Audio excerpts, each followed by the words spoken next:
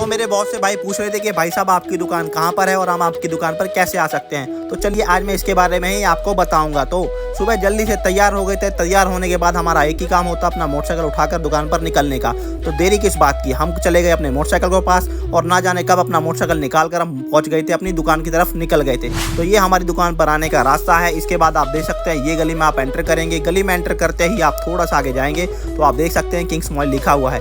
उसी के बाद हम बैठ गए थे अपनी दुकान पर, जहाँ हमारे पास पहला कस्टमर नहीं था, ये किसी दुकानदार का फ़ोन था जिसने हमें चार्जिंग जैक डालने के लिए फ़ोन दिया हुआ था।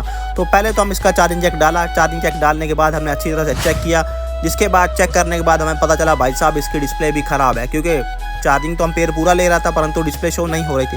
खैर कोई बात नहीं, हमें चार्जिंग जैक डालना था तो ये इसका चार्जिंग जैक था जो हमने चेंज कर दिया था। चार्जिंग जैक चेंज करने के बाद हम आ गए थे थोड़ा सा मार्केट में सामान लेने के लिए। तो अभी हमने देखा पार्क में आज थोड़ी धूप ज़्यादा थी। उसी के बाद धूप को हम नज़रअंदाज करके हम आ गए थे अपने लिए खाने का सामान लेकर। ये आज हम लेके आए थे खीर। इसको पहले तो हमने ओपनिंग करी, उसके बाद जल्दी से हमने खीर ख़त्म कर दी। उसके बाद हमारे पास एक कस्टमर आया था जिसका फ़ोन था iPhone 6s, जिसमें आप देख सकते हैं इसमें दिक्कत थी नेटवर्क की।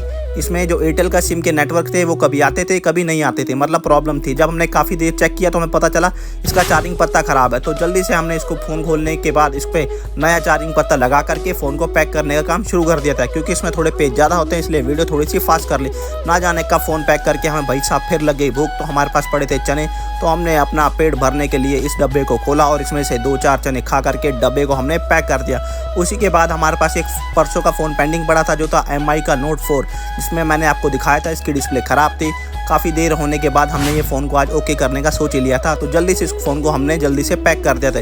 उसी के बाद आज हमारे पास थोड़ा सा नया सामान आया है। ये देखिए, ये बाइक में स्टैंड लगने वाला है और ये भी इसका बाइक स्टैंड है।